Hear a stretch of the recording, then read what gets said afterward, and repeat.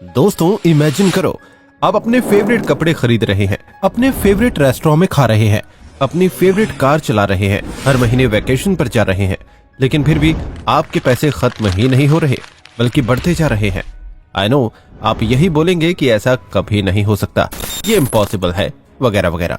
लेकिन 5000 साल पहले बेबीलोन नाम के शहर में एरकैड नाम का एक अमीर आदमी रहता था, जो जितने भी पैसे खर्च ले उसके पैसे कभी खत्म नहीं होते थे। वो बड़े से आलीशान घर में रहता था, रोज अलग अलग तरह का खाना खाता और अपने फैमिली को ऐशो आराम वाली जिंदगी देता। एरकैड बहुत दयालु था, वो दिल खोलकर पैसा दान करता, लेकिन उसकी वेल्थ घटने की जगह उल्टा बढ़ रही थी। वहीं बेबीलोन शहर में एरकैड के 2 दोस्त रहते थे, लेकिन जहां एरकैड एक अमीर आदमी था, वहीं उसके दोस्त बंसिर और कॉबी दोनों गरीब थे। बंसिर रथ बनाने का काम करता था और कॉबी म्यूजिकल इंस्ट्रूमेंट बजाता था, लेकिन उन्हें मुश्किल से 2 वक्त का खाना मिलता था। एक दिन बंसिर अपनी लाइफ से परेशान हो जाता है और उदास होकर घर पर बैठा होता है। तभी उसका दोस्त कॉबी उसके पास आता है और उससे पूछता है, क्या बात है बंसिर, तुम्हारे पास बहुत पैसे आ गए हैं क्या, जो तुम घर बैठकर आराम कर रहे हो? इस पर बंसिर कहता है, नहीं यार, मैं अब अपनी जिंदगी से बहुत परेशान हो गया हूँ। मैं दुनिया के सबसे अमीर शहर बेबीलोन में रहता हूँ। मैं इतनी मेहनत करता हूँ, पैसे कमाता हूँ, लेकिन पैसा मेरे पास टिकता ही नहीं है। दिन रात मेहनत करने के बाद हमें खाना मिलता है, अगर हम मेहनत न करें तो हम भूखे मर जाएंगे। बंसिर की बात सुनकर कॉबी कहता है, बात तो तुम्हारी सही है, मेरा हाल भी कुछ ऐसा है, लेकिन हम इस परेशानी से बाहर कैसे निकले? बंसिर कहता है, ये तो मुझे भी नहीं पता, काश कोई होता जो हमें पैसे कमाने के बारे में सिखाता और बताता कि हम कैसे अमीर हो सकते हैं।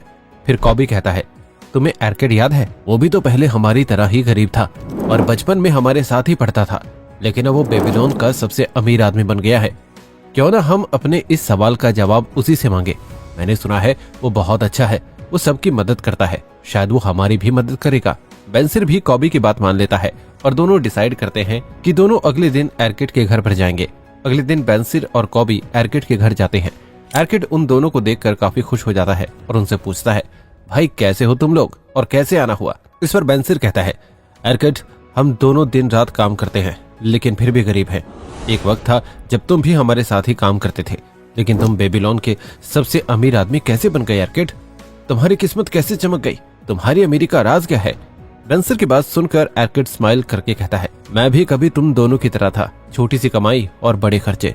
मेरे पास भी 2 वक्त खाने के लिए नहीं होता था, लेकिन फिर मेरी जिंदगी में एल्गमिश आए और उन्होंने मुझे पैसों से रिलेटेड कुछ रूल समझाए, जिससे मेरी जिंदगी बदल गई। अगर तुम दोनों भी इस रूल को समझ लो तो तुम दोनों की जिंदगी भी बदल सकती है। एरकैड की बात सुनकर बंसिर और कॉबी कहते हैं, ऐसी बात है तो वो रूल हमें भी बताओ। और ऐसे शुरू होती है बेबीलोन के सबसे अमीर आदमी की कहानी। तो चलिए आज मैं आपको एरकैड के वो रूल्स ऑफ मनी बताता हूँ जो एरकैड की तरह आपकी भी लाइफ चेंज कर सकते हैं। So let's begin. Rule number 1, pay yourself first.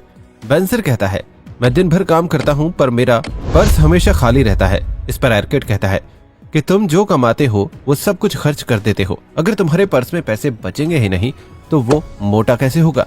इसलिए तुम जो भी कमाते हो उसका एक हिस्सा बचाओ। तुम सोचते हो कि पूरी कमाई तुम्हारी है, पर रियलिटी में तो वो सब कुछ दूसरों के पास चला जाता है। घर का किराया, कपड़े और खाने में ही तो इतना खर्चा हो जाता है, फिर तुम्हारे पास खुद के लिए बचता क्या है? इसलिए पहले खुद को पैसे दो, बाद में दुनिया को पैसे देना। ये पहला मनी रूल है जो एल्गमिश ने मुझे सिखाया था। एरकैड कहता है, पैसे कमाना एक बात है, पर उस पैसे को सेव करना आपको फाइनेंशियल फ्रीडम की तरफ ले जाता है। आज से ही तुम जितना कमाते हो उसका कम से कम 10% सेव करो। फॉर एग्जाम्पल, अगर आप हर महीने 5000 रुपए भी कमाते हो तो उसका 10% यानी 500 रुपए सेव करो। रेंट, फूड और लाइफस्टाइल पर आप अपना पूरा पैसा खर्च कर देते हैं, लेकिन अगर आप अपने इनकम का 10% बचा कर रखोगे तो इससे आपका एक फंड तैयार होगा, जिससे आपको आगे चलकर फाइनेंशियल बैकअप मिलेगा। ये बातें बताकर एरकैड बंसिर और कॉबी को कल आने के लिए कहता है और आज से ही इस रूल को फॉलो करने के लिए कहता है। Rule number 2, control your expenses. अगले दिन बंसिर और कॉबी एरकैड के पास आते हैं और उससे कहते हैं, एरकैड, तुमने जैसा कहा था हमने वैसा करने का सोचा, लेकिन हमारी कमाई ही इतनी कम है तो हम पैसे बचाएंगे कैसे? इस पर एरकैड कहता है, दोस्तों ऐसी बात नहीं है कि तुम कम कमाते हो, अगर तुम ज्यादा भी कमाने लगो तब भी तुम पैसे बचा नहीं पाओगे, क्योंकि जब हम ज्यादा कमाते हैं तो हमारे खर्चे भी फिर ज्यादा हो जाते हैं। अगर तुम अपनी इनकम का एक हिस्सा सेव नहीं कर रहे हो तो इसका मतलब ये है कि तुम अननेसेसरी चीजों पर पैसा खर्च कर रहे हो। बंसिर, कॉबी जरूरत और ख्वाहिश में फर्क होता है। हमें जितनी जरूरत होती है हम उससे ज्यादा पैसे खर्च करते हैं। इसलिए दूसरा रूल कहता है कि अपने खर्चों को समझो और उसे एनालाइज करो। अपने खर्चों की एक लिस्ट बनाओ और देखो कि कौन सी चीजें जरूरी हैं और कौन सी अननेसेसरी, क्योंकि नीड्स और वांट्स में अंतर होता है। इसीलिए अपने खर्चों को उतना रखो जितनी जरूरत हो। दिखावा करने के लिए पैसे मत खर्च करो। Rule number 3, make your gold multiply. तीसरे दिन जब बेंसिर और कॉबी एरकिड के पास आते हैं तो बेंसिर कहता है, एरकिड, मैं पैसे बचा तो रहा हूँ पर इसका क्या करूँ? ये बस ऐसे ही पड़ा रहेगा। बेंसिर की बात सुनकर एरकिड कहता है, पैसा एक गुलाम की तरह है, अगर तुमने उसे काम नहीं दिया तो वो तुम्हें फायदा नहीं देगा। और यही तीसरा नियम है, तुम्हें अपने पैसों को इन्वेस्ट करना होगा ताकि तुम्हें उससे रिटर्न मिले, क्योंकि पैसे से पैसा बनता है। मैंने अपनी पहली सेविंग्स एक ढाल बनाने वाले आदमी को दिया था जो मुझे हर महीने एक छोटी इनकम देता था। मैंने वो पैसे भी वापस इन्वेस्ट किए और ये साइकिल चलता रहा। इसी से मेरे पैसे भी मल्टीप्लाई होने लगे। तो बेंसिर, तुम भी अपने सेविंग्स को सही जगह पर लगाओ ताकि तुम्हारे पैसे भी मल्टीप्लाई हो सके। एरकिड कहता है, जैसे कि बीज से एक पेड़ और फिर पेड़ से पूरा जंगल बनता है, वैसे ही पैसा भी मल्टीप्लाई होता है। सही इन्वेस्टमेंट करने का मतलब है तुम्हें उस चीज पर पैसा लगाना है जो तुम्हें रिलायबल रिटर्न्स दे, और ये चीज आज भी अप्लाई होती है। अधिकतर लोग सेविंग्स के नाम पर अपने पैसे बैंक में रख देते हैं और सोचते हैं कि उससे उन्हें रिटर्न मिलेगा, लेकिन रियलिटी में तो वो इन्फ्लेशन की वजह से अपने पैसे लूज करते हैं। जबकि वही लोग अपना पैसा बैंक में न रखकर उसे स्टॉक्स, म्यूचुअल फंड्स या किसी प्रॉफिटेबल बिजनेस में इन्वेस्ट कर देते तो उन्हें काफी अच्छा रिटर्न मिलता। Rule number 4, protect your wealth. चौथे दिन कॉबी कहता है, मैंने एक आदमी पर भरोसा करके अपने पैसे उसे दिए थे, लेकिन वो आदमी फ्रॉड निकला और मेरे सारे पैसे लेकर चला गया। एरकिड कहता है, ये तुम्हारी गलती है कॉबी, मैंने भी यही गलती की थी। मैंने भी अपनी 1 साल की सेविंग्स ऐसे ही गवा दी थी। मैंने एक ईंट बनाने वाले आदमी को पैसे दिए थे। उस आदमी ने मुझसे कहा था, मैं दूसरे देश जाता रहता हूँ तो मैं तुम्हारे लिए वहां से ज्वेलरीज खरीद कर ले आऊंगा, पर क्योंकि उसे हीरे जवाहरातों की ज्यादा समझ नहीं थी, इसलिए उसे वहां के लोगों ने बेवकूफ बनाकर ज्वेलरीज के नाम पर कांच के टुकड़े दे दिए। इसलिए पैसा कभी भी उस आदमी को मत दो जो उसका एक्सपर्ट नहीं है। और हमारा चौथा रूल भी यही है, अपने पैसों को सिक्योर करना। ज्यादा रिटर्न्स पाने के चक्कर में कभी भी बड़े रिस्क मत लो। हमेशा ऐसे इन्वेस्टमेंट चूज करो जो सिक्योर हो। तुम्हारे पैसे का सबसे पहला काम है तुम्हें लॉस से बचाना, प्रॉफिट तो बाद में आएगा। हाई रिस्क इन्वेस्टमेंट्स का मतलब होता है हाई प्रोबेबिलिटी ऑफ लॉस। दोस्तों, आज के टाइम में इसका मतलब है फ्रॉड स्कीम्स और हाई रिस्क इन्वेस्टमेंट से दूर रहो। इन्वेस्टमेंट करना ही है तो इंडेक्स फंड और निफ्टी 50 के स्टॉक्स में करिए, क्योंकि ये ज्यादा रिलायबल हैं। वॉरेन बफे भी कहते हैं, इन्वेस्टिंग करते वक्त कभी ये रूल नहीं भूलना चाहिए। Rule number 1, don't lose money, और rule number 2, never forget rule number 1। Rule number 5, own your home. अगले दिन बेंसिर कहता है, एरकिड, हर महीने रेंट देना सपने को पानी में बहाने जैसा लगता है।